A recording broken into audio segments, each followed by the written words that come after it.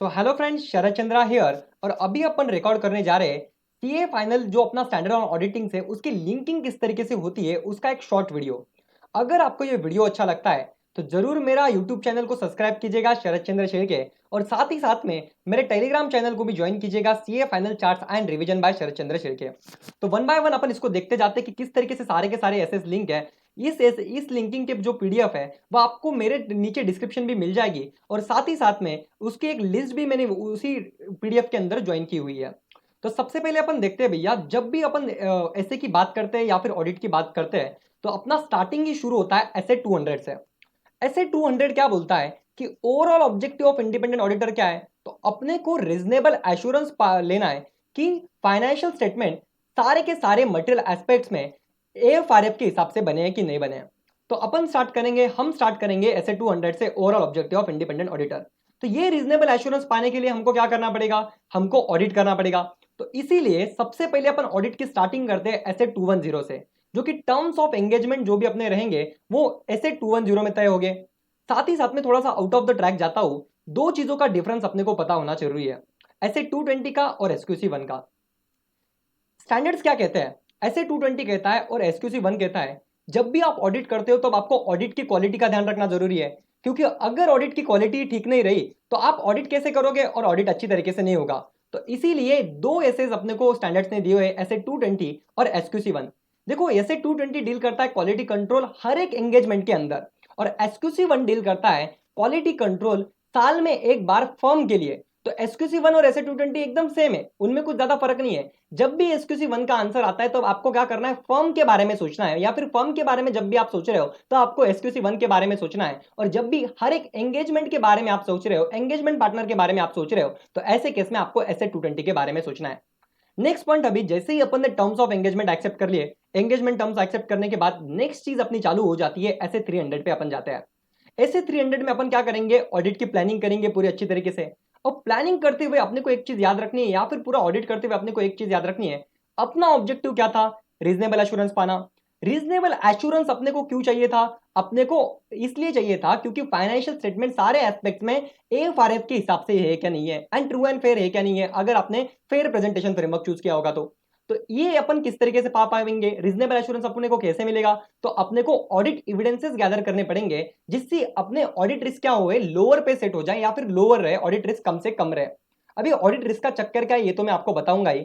सबसे पहले अपन देखेंगे कि ऑडिट एविडेंसेस गैदर करने के लिए अपने को एक प्रोसेस बोली गई है, हमको एक प्रोसेस बोली गई है। सबसे पहले अपन क्या करेंगे, रिस्क असेसमेंट प्रोसेस करेंगे, कौन से एरिया में रिस्क है वो अपन ढूंढ लेंगे, और बाद में अपन क्या करेंगे, वो रिस्की एरियाज पे या फिर साथ ही साथ में जो भी अपने को रिस्क मिली बाकी चीजों में अपन फर्दर ऑडिट प्रोसीजर्स करेंगे। तो दो प्रोसीजर्स अपने पास है, एक तो रिस्क असेसमेंट प्रोसीजर और फर्दर ऑडिट प्रोसीजर। देखो, रिस्क असेसमेंट प्रोसीजर अपने को बोली गई है ऐसे 315 के अंदर, जो कि क्या बोलते हैं, आप क्या करो, इंस्पेक्शन करो, एनालिटिकल प्रोसेस करो, ऑब्जर्वेशन करो, ऐसी प्रोसेस वहां पे बोली गई है। अब ये जो ऐसे 315 की रिस्क असेसमेंट प्रोसीजर है उसमें एक चीज अपने पास है, ये ए मतलब ही बोला गया है एनालिटिकल प्रोसीजर्स आप करो। बहुत सारे बच्चों को कंफ्यूजन है कि एनालिटिकल प्रोसीजर में एंड सब्सटैंटिव एनालिटिकल प्रोसीजर्स में फर्क क्या है। तो देखो, एनालिटिकल प्रोसीजर ये जो शब्द यूज किया गया है वो ऐसे 315 में यूज किया गया है, और सब्सटैंटिव एनालिटिकल प्रोसीजर ये जो शब्द यूज किया है वो ऐसे 520 में यूज किया गया है। एनालिटिकल प्रोसीजर अपन यूज करते हैं रिस्क को असेस करने के लिए, और सब्सटैंटिव एनालिटिकल प्रोसीजर्स अपन यूज करते हैं कि अलग अलग ऑडिट एविडेंसेस पाने के लिए। तो ये बेसिक दोनों में का फर्क है। अभी 2 मिनट पहले या फिर 2 सेकंड पहले मैंने आपको एक शब्द बोला था कि अपने को क्या करना है, ऑडिट रिस्क को कम पे सेट करना है या फिर ऑडिट रिस्क को कम से कम रखना है। तो इसी का मतलब क्या रहता है, कभी भी कोई भी ऑडिट अगर होता है तो ऑडिट के अंदर क्या रहता है, पहले से प्री डिसाइडेड रहता है कि अपने को रिस्क कितनी रखनी है। समझो 500 करोड़ रुपए की अपनी बैलेंस शीट है या फिर अपना टर्नओवर है, नेटवर्थ है, जो भी है, तो अपन ऑडिट रिस्क सेट करते हैं 5%, 4%। तो टोटल 500 करोड़ में से 5% अगर चीजों में झोले तो ठीक है, अपने को चल जाएगा, चलेगा नहीं मतलब वैसे नहीं चलेगा, लेकिन 5% तक भी रहा तो वो टॉलरेबल है। लेकिन उसके ऊपर अगर जाता है तो कहीं ना कहीं अपनी रिस्क ज्यादा बढ़ जाती है और अपने को ओपिनियन मॉडिफाई करना पड़ता है। तो ऑडिट रिस्क को कम से कम रखना है अपना पर्सपेक्टिव, तो ऑडिट रिस्क भी पहले से डिसाइडेड रहेगी। अभी ऑडिट रिस्क के अपने पास दो कंपोनेंट्स है, एक तो क्या है अपने पास रिस्क ऑफ मटेरियल मिसस्टेटमेंट है, एंड दूसरी चीज है अपने पास डिटेक्शन रिस्क है, ठीक है। और रिस्क ऑफ मटेरियल मिसस्टेटमेंट के अपने पास दो चीजें, दो अलग अलग टाइप की ये कंपोनेंट्स है, एक तो इनहरेंट रिस्क है और साथ ही साथ में अपने पास है कंट्रोल रिस्क। अभी इनहरेंट रिस्क और कंट्रोल रिस्क को मैं एक एग्जांपल के हिसाब से समझाऊंगा। देखो, समझो एक वेयर हाउस था, अब वो वेयर हाउस के अंदर क्या है कि अपन बोलते हैं कि बहुत ज्यादा आइटम्स थे, उसमें कॉस्टली आइटम्स थे, बाकी के भी आइटम्स थे।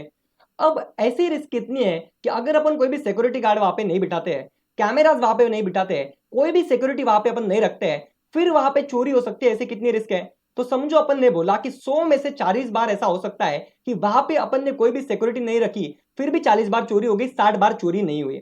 ऐसा तो नहीं होगा ना कि 100 के 100 बार चोरी हो गई। और दूसरी चीज अपन क्या बोलते हैं भैया, ये हो गया अपना इनहेरेंट रिस्क, मतलब कंट्रोल्स लगाने के पहले या फिर कंट्रोल्स लगाए बिगर अपनी कितनी रिस्क है, ये अपने को इनहेरेंट रिस्क बताता है। अब अगर अपन ने वो कंट्रोल लगा दिए वहां पे, समझो कैमरास बिठा दिए, सिक्योरिटी पर्सनल्स वहां पे अपन ने बिठा दिए, तो फिर कितनी रिस्क रहेगी? तो ये इसको अपन बोलते हैं कंट्रोल रिस्क। तो अपन कंट्रोल्स जो भी डालते हैं, एक चीज आपको याद रखना है कि कंट्रोल्स जो भी अपन लगाते हैं वो 40 बार के लिए लगाते हैं, ना कि 100 बार के लिए लगाते हैं, क्योंकि 60 बार तो वैसे भी चोरी नहीं हो रही थी, उसके लिए अपन कंट्रोल्स क्यों लगाए? तो वो 40 बार चोरी ना हो इसलिए अपन कंट्रोल्स लगाते हैं। और उसमें से क्या होगा, फिर भी क्या हो जाएगा कि फिर भी कुछ परसेंटेज में बच जाएगा भैया कि 25% चांसेस, तो वो 40 में से भी 25% चांसेस है कि भैया कि कुछ ना कुछ चोरी हो जाए। कैमरा भी लगा दिया, सिक्योरिटी पर्सनल भी लगा दिया, उसको मार के चोर भगा के गए, तो फिर ऐसे टाइम पे क्या है? अभी जो रिस्क अपनी बची हुई है उसमें से अपने को क्या करना है कि कुछ ना कुछ मटेरियल हो सकता है चोरी हुई है, तो वो चोरी हुई कि नहीं हुई ये डिटेक्ट करना, और अपन ने डिटेक्ट ना कर पाना ऑडिटर ने, इसको अपन बोलते हैं डिटेक्शन रिस्क। तो तीन चीजों का मतलब क्या है अपने पास? ऑडिट रिस्क के दो कंपोनेंट्स है, एक तो रिस्क ऑफ मटेरियल मिसस्टेटमेंट है और दूसरा है detection risk. Risk of material misstatement के दो कंपोनेंट है, एक तो इनहेरेंट रिस्क है एंड सेकंड पॉइंट है अपने पास कंट्रोल रिस्क। इनहेरेंट रिस्क का मतलब क्या है कि कंट्रोल लगाए बिगर भी कितना रिस्क है। कंट्रोल रिस्क का मतलब क्या है? इनहेरेंट रिस्क को बचाने के लिए अपन ने कंट्रोल्स डाले, और कंट्रोल्स डाले तो फिर उसमें कितनी रिस्क है कंट्रोल्स डालने के बाद भी। और डिटेक्शन रिस्क क्या है अपने पास? तो देखो, रिस्क ऑफ मटेरियल मिसस्टेटमेंट तो पहले से फिक्स रहेगा, क्योंकि क्या हो चुका है कि कुछ ना कुछ हर एक एंटिटी में जितनी भी इनहेरेंट रिस्क है वो तो पहले से फिक्स रहेगी। कंट्रोल्स कितने डाले हुए वो तो आप टेस्ट ऑफ कंट्रोल्स करके चेक कर लोगे। अभी एज ऑडिटर आपके हाथ में क्या है कि वो आपने जो ढूंढने की रिस्क है उसको कम से कम रखना, मैनेज डिटेक्शन रिस्क को कम करना। तो ऑडिट रिस्क का फॉर्मूला अपने पास क्या बनता है? IR into CR into DR। समझो 40% 100 में से चांसेस थे कि भैया चोरी होगी, फिर वो 40 में से भी 25% चांसेस है भैया कि विदाउट कंट्रोल डालने के बाद भी चोरी होगी, और उसमें से भी 40% अपने पास चांसेस है भैया कि अपन डिटेक्ट नहीं कर पाएंगे, इसीलिए अपना ऑडिट रिस्क अपन ने रख दिया भैया 4%। तो 4% भी फिक्स है, 40% भी फिक्स है और 25% भी फिक्स है। इसीलिए ये जो लास्ट वाला डिटेक्शन रिस्क है वो अपने को क्या करना पड़ेगा? मैनेज करना पड़ता है। और इसको अपन मैनेज किस तरीके से करेंगे? अपनी मटेरियलिटी लेवल जो भी रहती है, समझो मैंने मटेरियलिटी लेवल मेरी पहले 1 लाख की, अब 1 लाख में से मटेरियलिटी लेवल मैंने 10,000 पे ला ली, तो 10,000 रुपए के ऊपर कोई भी झोल अगर मुझे मिलता है तो मेरे लिए वो इंपॉर्टेंट हो गया, मेरे लिए वो मटेरियल हो गया। तो इससे अपन क्या कर सकते हैं कि ज्यादा से ज्यादा चेकिंग करके अपनी अपनी डिटेक्शन की रिस्क अपन कम कर सकते हैं। नेक्स्ट पॉइंट अपन ने क्या बोला कि रिस्क ऑफ मटेरियल मिसस्टेटमेंट अपन जो भी चेक करते हैं, मतलब inherent risk and control risk, अपने को दो पर्सपेक्टिव्स में चेंज करना पड़ता है। एक तो फाइनेंशियल स्टेटमेंट लेवल पे भी आपको चेक करना पड़ता है, और साथ ही साथ में आपको असर्शन लेवल पे भी चेक करना पड़ता है। तो ये पूरा का पूरा जो कंसेप्ट मैंने बताया आपको यहां से लेके यहां तक, ये पूरा कंसेप्ट है अपना भैया ऑडिट रिस्क का। नेक्स्ट चीज अपन देखने जा रहे हैं, नेक्स्ट चीज अपन देखने जा रहे हैं इसके बाद में कि अपन ने ऐसे 315 देख लिया रिस्क असेसमेंट प्रोसीजर। इसके बाद अपन क्या करते हैं, एक बार आपको ऐसे 315 से कौन से एरियाज में रिस्क है वो पता चल गया, तो आप क्या करते हो? फर्दर ऑडिट प्रोसीजर्स करते हो, मतलब ही रिस्पॉन्स करते हो। और फर्दर ऑडिट प्रोसीजर कैसे करोगे आप? ऐसे 330 से करोगे, response to the assess risk. किस लिए करोगे? तो आपको डिटेक्शन रिस्क को कम से कम रखना है। तो फर्दर ऑडिट प्रोसीजर्स अपने को दो बोली गई है एसएस के अंदर। एक तो आप क्या करो, टेस्ट ऑफ कंट्रोल करो, मतलब जो भी कंट्रोल्स वहां पे बोले गए उन कंट्रोल्स को टेस्ट करो। और सेकंड पॉइंट, आप सब्सटैंटिव प्रोसीजर्स करो। अब टेस्ट ऑफ कंट्रोल क्यों करना जरूरी है? सब्सटैंटिव प्रोसीजर से काम क्यों नहीं चल जाएगा? देखो, एक तो क्या है, इनहेरेंट लिमिटेशंस ऑफ ऑडिट है अपने पास। अगर आप क्या करते हो, पूरा का पूरा 100% ऑडिट आप कर सकते हो क्या? नहीं कर सकते हो। इसीलिए जिन कंट्रोल्स में से सब्सटैंटिव प्रोसीजर का डेटा आ रहा है वो अगर आप चेक कर लेते हो तो आपका क्या हो जाएगा, बहुत सारा काम बच जाएगा। कौन सा एरिया इंपॉर्टेंट है, कौन सा एरिया रिस्की है, वो आपको पता चल जाएगा और आप अच्छी तरीके से काम कर पाओगे। इसीलिए सबसे पहले अपन ने क्या बोला भैया कि natural timing extent of substantive procedure अपने को देखना है, और अलोन एसपी क्या कर सकता है? Sufficient and appropriate audit evidences नहीं दे सकता है। इसीलिए अपन ने क्या बोला, टीओसी इंपॉर्टेंट है, आपने टेस्ट ऑफ कंट्रोल कर दिया। तो सबसे पहले आपने रिस्क असेसमेंट प्रोसीजर कर लिया। रिस्क असेस करने के बाद अपन ने एरियाज ढूंढ ले कौन से इंपॉर्टेंट है कौन से कम इंपॉर्टेंट है। उसके अंदर आपने क्या किया, टेस्ट कर करके आपको सब्सटैंटिव प्रोसीजर कितना करना है वो आपने देख लिया। अगर कंट्रोल्स वीक है तो आप सब्सटैंटिव प्रोसीजर ज्यादा करो, अगर कंट्रोल्स अच्छे हैं तो आपने 2-4 वाउचर कम भी चेक कर लिए, 2-4 वेरिफिकेशन कम भी कर दिया तो कुछ फर्क नहीं पड़ेगा। तो अभी अपन जा रहे हैं सब्सटैंटिव प्रोसीजर की ओर। नेक्स्ट पॉइंट अपने पास है सब्सटैंटिव प्रोसीजर। तो ये सब्सटैंटिव प्रोसीजर है क्या? तो अपने पास सब्सटैंटिव प्रोसीजर के अंदर बेसिकली चार चीजें हैं। एक तो टेस्ट ऑफ डिटेल्स है, जो कि अपन ऐसे 500 या फिर ऐसे 501 में करते हैं, जैसे वाउचिंग वेरिफिकेशन हो गया। सेकंड पॉइंट अपने पास है सब्सटैंटिव एनालिटिकल प्रोसीजर। पिछले साल में कितना टर्नओवर था, उसके पिछले साल में कितना टर्नओवर था, इस साल में कितना टर्नओवर है, ट्रेंड एनालिसिस, रेशियो एनालिसिस, जो अलग अलग तरीके के एनालिसिस है वो अपन सब्सटैंटिव एनालिटिकल प्रोसेस में करते हैं। और ये जो सब्सटैंटिव एनालिटिकल प्रोसेस है ये ऐसे 315 में जो एनालिटिकल प्रोसेस बोली गई थी उससे डिफरेंस है। इसके बाद में अपने पास नेक्स्ट पॉइंट है ऐसे 330, जो कि क्या बोलता है, फाइनेंशियल स्टेटमेंट को रिकॉर्ड्स के साथ में चेक करो, मतलब रिस्पॉन्स कर रहे थे ना अपन। और लास्ट पॉइंट है मटेरियल जेवीज को अपने को चेक करना पड़ता है, जो ऐसे 540 में भी अकाउंटिंग एस्टिमेट्स में अपन करते हैं और ऐसे 330 में भी अपन करता है। तो ये अपनी हो गई चार सब्सटैंटिव प्रोसीजर्स। अभी अपन ने क्या बोला था कि अपने को ऑडिट एविडेंसेस गैदर करने हैं। तो ऑडिट एविडेंसेस कैसे कैसे गैदर करेंगे, ऐसे 500 से कर सकते हैं, ऐसे 501 से कर सकते हैं। साथ ही साथ में आप क्या कर सकते हो, और कुछ एसेस बोले गए, जैसे ऐसे 505 में आप एक्सटर्नल कंफर्मेशन लाके एक्स्ट्रा ऑडिट एविडेंस ला रहे हो। रिटर्न रिप्रेजेंटेशन से आप क्या कर रहे हो, ऑडिट एविडेंसेस गैदर कर रहे हो। ऐसे 580 के अंदर ओपनिंग बैलेंस वेरिफिकेशन आप कर रहे हो, जिससे आपको ऑडिट एविडेंसेस मिल रहा है, भैया ओपनिंग बैलेंस में कुछ झोल तो नहीं है ना।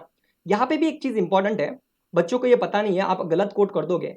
ऐसे 510 जो डील करता है वो इनिशियल ऑडिट एंगेजमेंट के बारे में चेक करता है, और ऐसे 710 जो डील करता है वो रिकरिंग ऑडिट एंगेजमेंट के बारे में डील करता है। तो समझो क्या हुआ कि ऐसे 510 में आप ओपनिंग बैलेंस चेक करते हो तो वो इनिशियल ऑडिट, आपका फर्स्ट टाइम ऑडिट आप कर रहे हो तो उस टाइम में ऐसे 510 में चल जाओ। अगर आप बाद में रिकरिंग ऑडिट में कर रहे हो तो ऐसे 710 में कर जाओ। Same process same to same है, जस्ट ऐसे नंबर कोट करना आपको पड़ेगा। इसके बाद में नेक्स्ट पॉइंट है अपने पास। अभी देखो आप ऑडिट एविडेंसेस तो गैदर करते हो, बट ये सारी प्रोसेस जब भी आप लगा रहे हो तो आपको क्या करना पड़ेगा, इनहेरेंट लिमिटेशंस के ऑडिट की वजह से आप पूरा का पूरा ऑडिट तो नहीं कर पाओगे, इसीलिए आपको सैंपलिंग पे जाना पड़ता है। और इसी टाइम जैसे 530 डील करता है ऑडिट सैंपलिंग के बाद, तो कितना लेना, कितना आइटम्स आपको चेक करने हैं, किस तरीके से चेक करने हैं, कौन सी प्रोसेस बेटर है सैंपलिंग के लिए, वो आपको ऐसे 530 बताता है। इसके बाद में कुछ इंपॉर्टेंट प्रोसेस अपने पास है। देखो आपको तीन चार शब्द हमेशा ही ऑडिट में आए होंगे।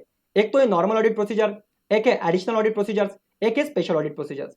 तो नॉर्मल ऑडिट प्रोसीजर्स मतलब क्या है, जो अपन ने ऊपर रिस्क असेसमेंट प्रोसीजर पढ़े प्लस साथ ही साथ में फर्दर ऑडिट प्रोसीजर्स पढ़े, वो करना मतलब ही नॉर्मल ऑडिट प्रोसीजर करना।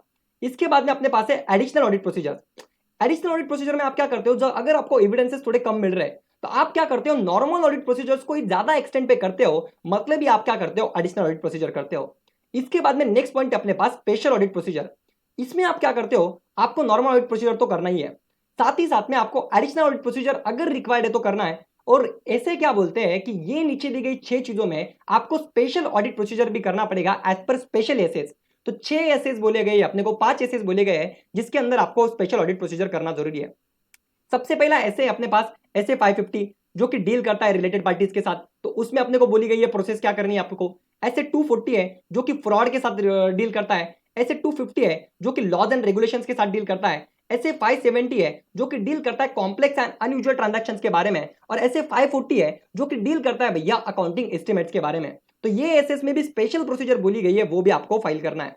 नेक्स्ट पॉइंट अपने पास है, ये सारी प्रोसेस होने के बाद अपन क्या करते हैं, रिपोर्टिंग करते हैं। और रिपोर्टिंग कर क्या में करना है अपने को, रिपोर्टिंग करते हैं और डॉक्यूमेंटेशन करते हैं।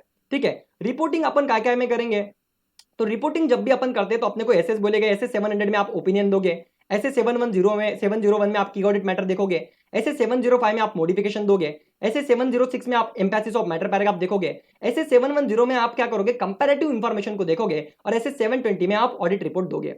तो ये ऐसे अपन ने कुछ कुछ देख लिए। ऐसे 780 में आप क्या करोगे कि भैया चेक करोगे बाकी की इंफॉर्मेशन के साथ। अभी यहां तक अपन ने आ गए।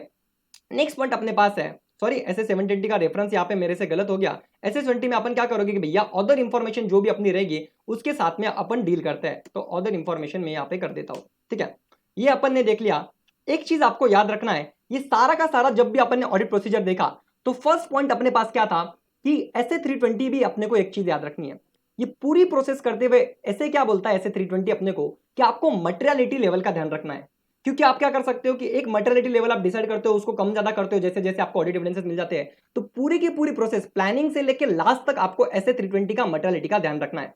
और ये करते हुए और एक चीज आपको याद रखनी है, पूरे जब भी प्रोसेस करते हो तो कुछ कुछ बारों में ऑडिटर क्या है अपना या फिर सीए चार्टर्ड अकाउंटेंट दो चीजों का एक्सपर्ट है, एक तो ऑडिटिंग का एंड अकाउंटिंग का। तो बाकी चीजों में वो एक्सपर्ट नॉलेज अगर उसको यूज करना है तो वो ऐसे 600 610 एंड 620 जो भी अपना है उसका वो क्या कर सकता है भैया, यूज कर सकता है। तो ऑडिटर के एक्सपर्ट का यूज कर सकता है, अदर ऑडिटर का यूज कर सकता है, और 610 में इंटरनल ऑडिटर का भी वो यूज कर सकता है, प्रोफेशनल जजमेंट का, बाकी के लोगों का। और ये सारी प्रोसेस करते हुए आपको कुछ कम्युनिकेशंस करने पड़ते हैं। ऐसे 250 में आपको लॉज एंड रेगुलेशंस के कम्युनिकेशन करने हैं, ऐसे 260 में आपको टीसीडब्ल्यूजी को कम्युनिकेट करना है, और ऐसे 265 में आपको डेफिशिएंसी जो अगर कोई इंटरनल कंट्रोल्स में है उसको कम्युनिकेट करना है।